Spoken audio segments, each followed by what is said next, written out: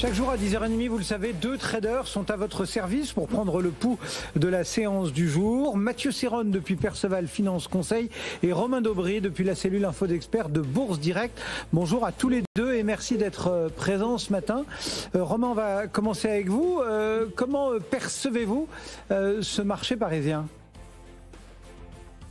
On le perçoit bien.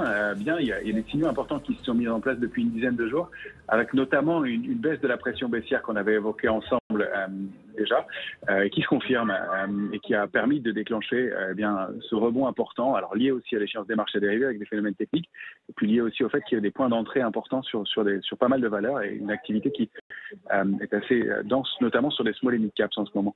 Ce qu'on peut dire, c'est que déjà au cours de la séance d'hier, le marché a baissé et le nombre de contrats futurs a diminué.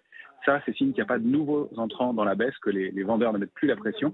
Et ça se traduit par un contre-pied à nouveau ce matin, un marché qui en futur était en baisse et qui maintenant est repassé dans le vert. Et puis, il y a eu un signal très très important aussi sur l'ensemble des marchés et la plupart des grands indices mondiaux. C'est mercredi dernier, l'ouverture de gaps qui sont maintenant confirmés comme étant des gaps de rupture avec la tendance baissière et qui ont permis de former un rebond très important et qui a permis même d'effacer la baisse liée à l'invasion de l'Ukraine. On a en plus dans ce contexte-là des opérateurs qui sont plutôt couverts, plutôt protégés, et une volatilité qui, même si elle rebaisse assez significativement maintenant, reste quand même assez tendue autour de 24 ce matin, qui indique qu'il y a toujours un peu de prudence quand même. Donc tout ça alimente un rebond. Graphiquement et techniquement, on évolue sur le futur CAC 40 dans un triangle symétrique. Sa borne basse pour la séance, c'est 6517 points. On en est bien loin maintenant. La borne haute, on l'a testée il y a quelques minutes.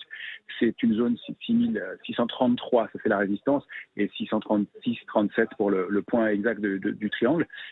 Si on arrive à déborder ce triangle par le haut, la cible, théoriquement, c'est 6859 points. Si on rompait le triangle par le bas, ce n'est pas le scénario majeur puisque la borne basse est lointaine, mais ce serait aux alentours de 6300 points. Reste qu'on a, pour aller chercher cette cible-là, un niveau de résistance intermédiaire à 6679,5. Celui-là n'est pas très fort. En revanche, on arrive pour aller chercher la cible haussière aux alentours de 6860 points, donc dans une zone de forte résistance. Il y a notamment 6746 points, qui est un très gros niveau, puisque c'est le niveau qu'on a rompu et à partir duquel on a commencé à former la dynamique baissière qu'on a entamée il y a plusieurs semaines maintenant, et toute la figure de retournement baissière qu'on a construit depuis au moins le mois d'octobre dernier.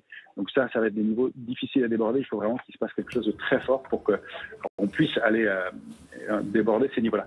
À la baisse, les supports majeurs, c'est 6542, ça c'est vraiment important, 6456 points, et puis 6354 derrière, mais le vrai signal de retournement, ce serait l'enfoncement et de retourner sous les gaps qu'on a ouverts le mercredi dernier, qui sont ces gaps de rupture. Donc aller les combler sur une accélération, pourquoi pas, mais clôturer en dessous ou les enfoncer plus significativement, ça ce serait vraiment des signaux de retournement.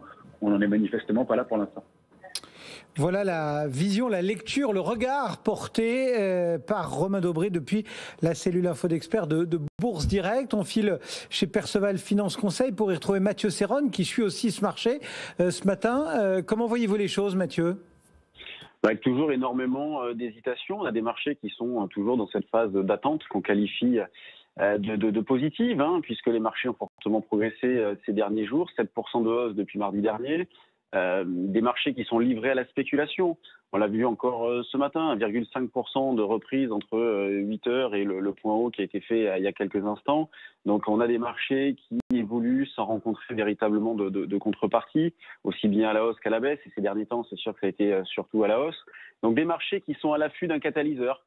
En l'absence, on s'attend toujours à une évolution nerveuse, rythmée au gré donc des contre-pieds. Romain en parlait, des contre-pieds sur la spéculation, le tout amplifié par les algos.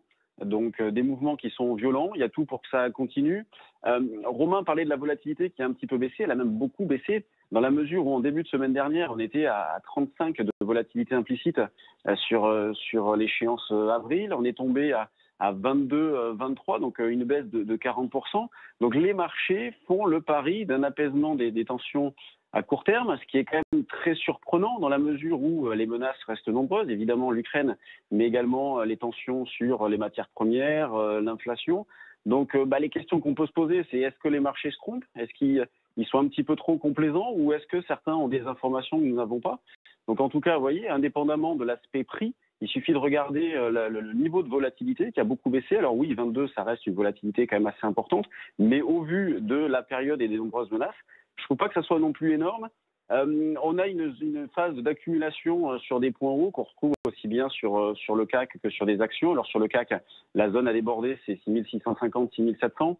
Et là, je rejoins plutôt bien Romain. Si jamais on franchissait cette zone-là, allez, 6900 en ligne de mire. Sur des replis, 6450 à surveiller. Donc nous, on ne s'inscrit toujours pas dans un directionnel fort.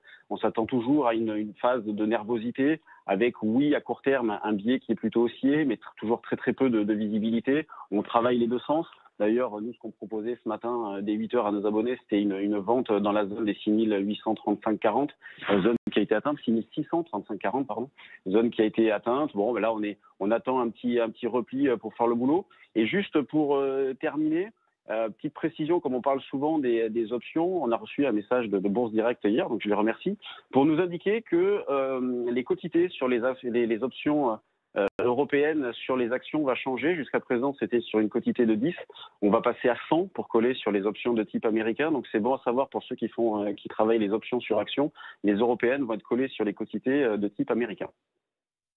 Bon ben voilà quelques précisions techniques supplémentaires. Merci beaucoup Mathieu Serron, Perceval Finance Conseil, Romain Daubry depuis Bourse Direct. Romain qu'on retrouvera tout à l'heure à 11h30 pour suivre la séance du jour. Le marché parisien donc qui progresse de 0,7%, 6000.